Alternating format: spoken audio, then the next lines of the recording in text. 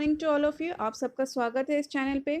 दोस्तों, आज हम सॉल्व करेंगे क्लास 10th की वर्कशीट नंबर 21 सब्जेक्ट इंग्लिश। इसमें आज आपको दिया गया है new education policy. New education policy के बारे में आपको कुछ समझाया गया है एंड उसके बेसिस पे आपको क्वेश्चन पूछा गया। तो सबसे पहले बच्चों, एजुकेशन पॉलिसी है क्या? ये जो न्यू एजुकेशन पॉलिसी आई है ये है क्या? तो हम समझ लेते हैं। इसमें यहाँ पे कुछ की पॉइंट्स दे रखे हैं न्यू एजुकेशन पॉलिसी के। अगर आपको डिटेल में न्यू एजुकेशन पॉलिसी देखनी है, उसमें मतलब क्या क्या चेंजेस आए, आपकी नई शिक्षा नीति क्या है, तो इस वीडियो का लिंक हम डिस्क्रिप्शन बॉक्स में दे देंगे, वहाँ पे जाके देख सकते हैं कि क्या क्या चेंजेस आए हैं। तो अभी स्टार्ट करते हैं। तो सबसे पहले है new structure of education, that is 5+3+3+4। आपने अभी तक जो पहले एजुकेशन सिस्टम देखा था वो था 10+2+3। अब ये चेंज हो के क्या हो गया? 5+3+3+4। और इसमें जो है 12 ईयर स्कूल के कैसे डिवाइड हुआ है? जो चिल्ड्रन 3 से 6 साल के वो प्री स्कूल या फिर बाल वाटिका में जाएंगे। 6 से 8 साल के क्लास फर्स्ट टू सेकेंड के फाउंडेशनल स्टेज पे कहे जाएंगे। एंड 3 से 5 क्लास में 8 से 11 साल के बच्चे होंगे, वो प्रिपरेटरी स्टेज में रहेंगे। और इसके साथ ही इस टाइम पीरियड तक mean 5th to 8th class तक बच्चों को ऐसे ट्रेन कर दिया जाएगा ताकि वो बेसिक मैथ्स के सम भी कर सकें। मैथ्स के सम या फिर जो भी उनके बेसिक हैं वो सब क्लियर हो जाए ताकि मिशन बुनियाद की आगे ज़रूरत ही ना पड़े। जो एज 11 से 14 के बच्चे जो 6th to 8th क्लास में रहेंगे उसको मिडिल स्टेज कहा जाएगा। एंड वहाँ पे एक्सपेरिमेंटल लर्निंग होगी, साइंस मैथ्स आर्ट्स इन सब की। ह्यूमैनिटीज़ वगैरह अभी तक इस क्लास के बच्चों के पास नहीं होती थी, लेकिन उसका ब्रीफ इंट्रोडक्शन दिया जाएगा, बच्चों को समझाया जाएगा, उसके बारे में कुछ इंट्रोडक्शन दिया जाएगा। जो 14 से 18 साल के मीन्स 9 to 12 क्लास के बच्चे हैं वो क्रिटिकल थिंकिंग, फ्लेक्सिबिलिटी इन सब पे उनको फोकस किया जाएगा। चॉइसेस होंगी सब्जेक्ट्स में। स्कूल एग्ज़ाम्स जो होंगे वो 3 लेवल पे कंडक्ट होंगे, क्लासेस 3, 5 एंड 8। जो असेसमेंट होगा वो फॉर्मेटिव स्टाइल का होगा और टेस्ट करेगा high order thinking skills. Means रट्टाफिकेशन अब नहीं चलेंगी, क्वेश्चंस घुमा के आएंगे, जो है उसको थोड़ा सा HOT के हिसाब से हायर ऑर्डर थिंकिंग स्किल्स के अकॉर्डिंग पूछा जाएगा। एंड कंसेप्ट बेस्ड क्वेश्चंस होंगे। जो बोर्ड एग्ज़ाम्स होंगे वो कंटिन्यू होंगे, लेकिन बोर्ड एग्ज़ाम्स में जो चेंजेस हैं वो ये हैं कि जो बोर्ड एग्ज़ाम है, पहली बात तो उसका जो पैटर्न रहेगा वो बच्चों की रोड लर्निंग पे ना होके, रट्टाफिकेशन पे ना होके, चेंज है कि उनकी थिंकिंग की उन्होंने इससे एक्चुअल में सीखा क्या। और वो जो बोर्ड एग्ज़ाम से बच्चे 2 बार देख सकेंगे किसी भी साल में।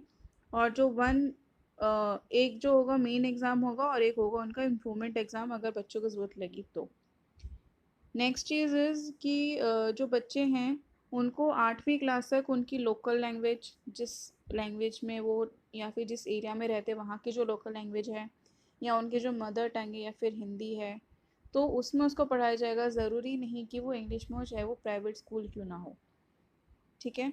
और जितने भी सब्जेक्ट्स होंगे 2 level will be offered eight 2 levels, जिसमें मैथ्स होगी कंपलसरी। और जो स्कूल हैं उसके अंदर स्टूडेंट्स को 10 बैक लेस डे दिए जाएंगे। इसका मतलब ये है वोकेशनल स्टडीज़ इंट्रोड्यूस की कराई जाएगी। बच्चों को 10 दिन की इंटर्नशिप दी जाएगी, चाहे वो कारपेंटर के साथ या फिर गार्डनर के साथ, ऐसे ऐसे अलग अलग प्रोफेशनल्स को स्कूल में बुलाया जाएगा, जिसमें बच्चे इनके साथ रह के इनके करियर को समझेंगे। अगर उनका इंटरेस्ट डेवलप हुआ दैन उनके फ्यूचर के लिए अच्छा है, नहीं भी हुआ तो बट इनकी वैल्यू करना सीखेंगे। चाहे वो गार्डनर हो कि गार्डनर का काम क्या होता है, वो कितनी मेहनत करता है। तो इस तरीके से एक साल में 10 दिन ऐसे होंगे जो नो बैग डे होंगे, बैगलेस डे होंगे, जिसमें बच्चों को बैग नहीं लाना, वो वोकेशनल स्टडीज़ करेंगे इन सब से कुछ सीखेंगे। तो इस बार की जो एजुकेशन पॉलिसी है उसमें बहुत सारे चेंजेस आए हैं। अब इसके बाद जो एजुकेशन पॉलिसी है उसके बेसिस पे आपको कहा गया है कि आपको प्रिंसिपल को लेटर लिखना है, जिसमें आपको अपने व्यूज़ एक्सप्रेस करने हैं about this new education policy. And word limit is 120 to 150 words. जो आपको लिखना है उसमें आपको लिख सकते हैं आपकी things you are excited about, things you are concern about. कौन सी चीज़ NEP में आपको एक्साइटेड लग रही है, कौन सी चीज़ आपको थोड़ा सोचने पे मजबूर कर रही है कि कंसर्न है कि अगर ऐसा नहीं हुआ तो कैसा होगा। और कोई भी क्वेश्चन जो आपके माइंड में है वो आप इस लेटर में लिख सकते हैं। चलिए अब इस लेटर की तरफ देखते हैं। एक से एक सैम्पल है एक लेटर का, आप अपना लेटर खुद लिखिएगा, आप इससे आइडिया ले सकते हैं कि कैसे लिखना है। ये है सैम्पल उस लेटर का। स्टार्टिंग में हम एड्रेस लिखेंगे, हम किसको लिख रहे हैं, टू द प्रिंसिपल, आपके स्कूल का नाम, address. Then we will start, I am Vikas, a student from class 10th of your school. I am writing this letter to let you know that my views about the new education policy which was framed. Means मैं विकास हूँ आपके school में जो 10th class में पढ़ता हूँ। मैं ये लेटर इसलिए लिख रहा हूँ, मैं अपने एक्सप्रेशंस, अपने व्यूज़ बताना चाहता हूँ आपको एनईपी पे। एंड मैं बहुत हैप्पी हूँ ये सुन के कि ये जो न्यू पॉलिसीज़ आई हैं। तो सबसे पहले मैं आपको मैं इसके बारे में बात करना चाहता हूँ। कुछ पॉइंट्स जो मुझे डिस्कस करने हैं वो हैं, जो बोर्ड एग्ज़ाम्स हैं क्लास 10th और 12th के, अब will be less of stake. The internship, जो वोकेशनल एजुकेशन स्टार्ट होगी क्लास 6 की, डेट इज़ वेरी गुड।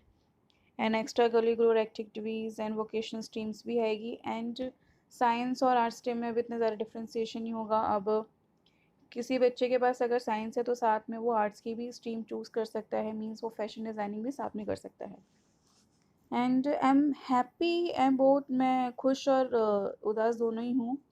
अगर अगर स्टूडेंट्स, मैं उदास इसलिए हूँ क्योंकि अगर स्टूडेंट्स जो हैं वो अपनी लैंग्वेज में, अगर लोकल लैंग्वेज में या फिर हिंदी लैंग्वेज या फिर मदर टंग में सीखेंगे तो उन्हें इंग्लिश कम आएगी।